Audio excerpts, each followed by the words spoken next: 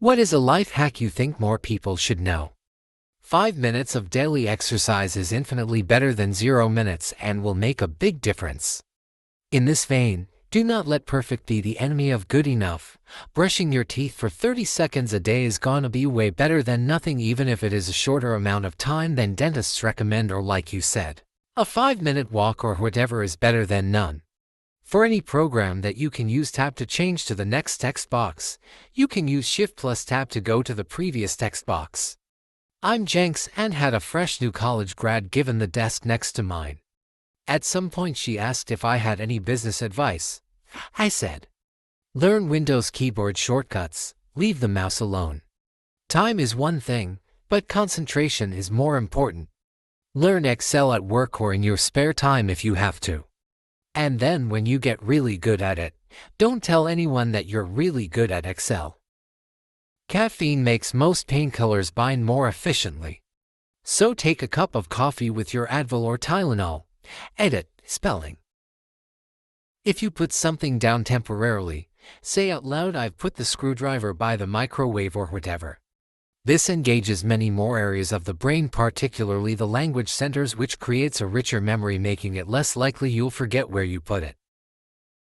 I kept forgetting if I locked my car or not, so now I make a weird face when I hear the horn, and it works each time, haha. Caffeine makes most painkillers bind more efficiently. So take a cup of coffee with your Advil or Tylenol. Edit, spelling.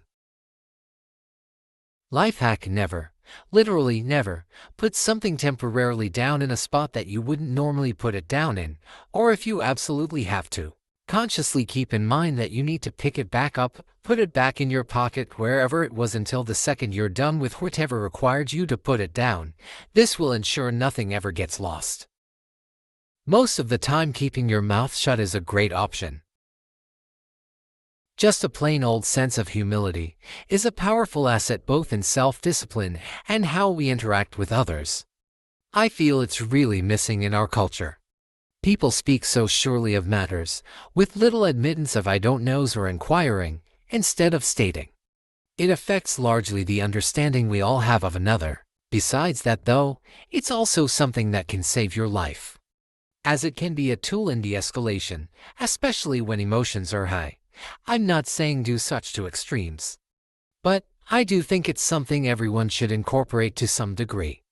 Simply so we are kinder to one another, and to ourselves, ultimately. Most of life is just showing up to things. Being present and being pleasant can get you a long way in life. Heavy on this in college. My work was average in class, but I was there every day regardless. Ended with final grades higher than what I expected earned. I like to eat up their time. If everyone does this, there'll be less time to prey on the unaware. After about 5 minutes of following along, I like to pass them on to my assistant, my little daughter, who starts yelling into the phone 1 + 1 is 2, hello. Doing all your chores and errands during the week truly frees up your weekend for joy. My grandmother, working a full-time job, would spend her Thursday evenings doing housework, vacuuming, laundry, sweeping, mopping. Bathroom. She lived in a modest home, so it was doable. That woman was determined to never spend a weekend doing work. She said, I worked all week. I need to enjoy my off time. She was so wise. If you ever have a reservation for something and they try to charge you to cancel because it's within whatever window, say 24 hours or whatever, just ask them to reschedule, and a lot of times they can push it back a few days and then cancel since you're now outside the window. I do this with flight credit that's about to expire. Just schedule a flight a year out if it's going to expire, then cancel after a bit for credit. It resets the credit expiration. I stumbled upon this in 2017, had to cancel a flight bought with credits due to medical reasons, and got the credits back. I've still got those credits after 3 resets. Always be honest, so that when you do lie, everyone will believe you. In my gaming group, I would always get yelled at for winning social deduction games because people would get upset I seemed so honest and down to earth all the time, and yet could lie as cunningly and convincingly as a psychopath. It really seemed to mess with people's minds. Network. For God's sake, network. So many jobs and opportunities are obtained just because of who you know. I got my current dream job because a colleague I met at a conference and who worked for the company I was applying to remembered me from the conference, remembered liking me and the career, professional things we discussed, and put in a good word for me. I am an excellent employee with a lot to offer and a lot of good experience. But I was no more qualified than the other candidates. I just knew the right people. I am also an introvert, but networking doesn't have to be some grand social event. Just saying hi to the person next to you at professional events, getting your name out there a little bit at a time so that people recognize you even if you aren't friends.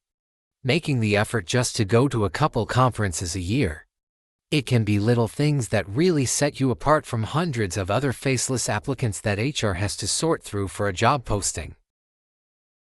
Offer to help people who have the job you want, or skills you need to progress. Just taking one task off their hands is enough for them to really appreciate you, and you're now the first person they think of for a new role. Also, be the first person to have a friendly hello, and try to sound positive when talking to people, ask questions about their work, and show interest. People are going to do what they want to do. They'll cheat, lie, insult you, ignore you, etc. Let them and move on. Don't argue or dwell. Their loss. You can't change them or manage their behavior. I always laugh at controlling partners for this reason. Why wouldn't you want to find out ASAP if your partner doesn't value you? Same with being vulnerable. People are so worried about turning off their partner. Fuck worrying about X. If being yourself and being vulnerable scares them, then they were never worth it. Brush your teeth more thoroughly before bed after you are done eating and drinking for the day. Morning brushing is important too, but more so for fresh breath. While evening cleaning will prevent bacteria from breeding and damaging your teeth and gums. Brush in the evening to keep your teeth. Brush in the morning to keep your friends. That's how I always remembered it. Those weird cloth bags that sheet sets come in. With the drawstring top, perfect for ice packs. Thinner than a towel so you can feel it but not skin to skin. If you have trouble choosing, flip a coin. While you're waiting to get the result, your mind automatically starts to wish for what it wants. Then you can choose easily. Baking on spices that come in jars or baking powder, etc. Only peel the foil or paper seal back halfway, then fold back the bit you pulled up, leaving the back half attached. This gives you a straight edge to pull your teaspoon across to give you a level teaspoon without having to use a knife to scrape away the excess. Thank my granny for this tidbit if it's useful to you. 2. That has had a profound positive effect on my life. Go for a 20 to 30 minute walk without any devices every morning, rain or shine. Listen more than you talk. If there's a jar or container you can open, run the lid under hot water for a 30 sec. Dry it so you can get a good grip, then open. Never had this not work. Some pretty good stuff on here. Or even safety rules. 1. You can usually compensate for by extra attentiveness, but rule-breaking compounds. Many years ago, just before I joined a whitewater kayaking club, a member had drowned. He broke 3 rules at once. He was also the safety chair, though. It made a big impression on me, and I always kept it in mind. Don't break 2 laws at the same time. Quitting streaming service subscriptions when you don't use them. Actually, cancel as soon as you sign up if you're going month to month. Because you've paid for the month, you'll be able to watch until the month is over. When it is over, you can decide whether or not it's worth getting an extra month. This way you don't forget to unsubscribe and don't pay for it while not using it. Normally when a new game launches and I don't want to pay £60, I'll see if it's on Game Pass with a month's discount and just unsubscribe when I've finished it. Saved a fair bit doing that, and by the time I want to play it again, the price has come down. Offer to help people who have the job you want, or skills you need to progress. Just taking one task off their hands is enough for them to really appreciate you, and you're now the first person they think of for a new role. Also, be the first person to have a friendly hello, and try to sound positive when talking to people. Ask questions about their work and show interest. Positive affirmations every morning sounds really cheesy and gimmicky, but it makes a real difference on your mental health. My favorites: I let go of the need for approval from others and seek validation from within, and progress is more important than perfection, and I cannot control others, only myself. Helpful if you are a perfectionist like me. Along these lines, when you make fun of yourself, do it with sarcastic praise. When you trip, I'm very graceful. When your mouth betrays you and shit comes out wrong, I'm not sure if you know this, but I trained with Shakespeare. Even though it's silly and sarcastic, it still serves to make people smile, and the words being positive will have a positive effect on your self-esteem. As soon as I woke up, I would yell to my partner, "We made it." Then you can think of all the people in your life that woke up another day. It's a reminder that not everyone wakes up every day. If it's worth doing, it's worth doing poorly, like brushing your teeth. Just brush, even if it's only 30 seconds. This helped me so much. I tell myself 30 seconds is better than 0. It got me into the habit of actually brushing. Then I upgraded to an electronic brush with 30-second timers for each quadrant of the mouth. For flossing, which is a huge sensory issue for me, I would look for the teeth with the most gunk and floss there. Better than nothing. My dental hygienist suggested using soft picks, and they have made such an improvement in my gum health.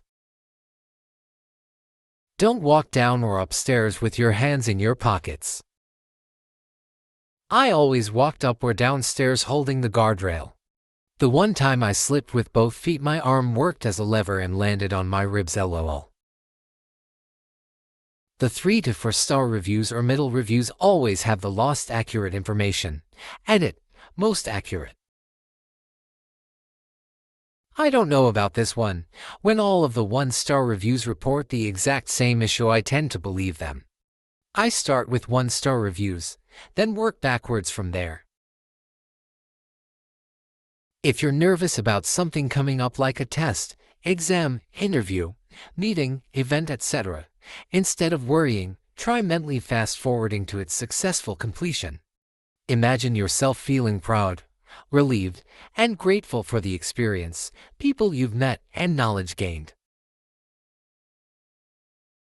Picture the sense of accomplishment, great networking, and the opportunities that came your way.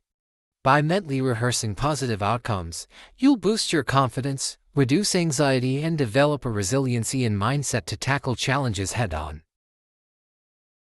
Quitting most of social media gave me more free time and more clarity and mental silence to hear my own thoughts, which helped me make my own decisions and come up with my own opinions.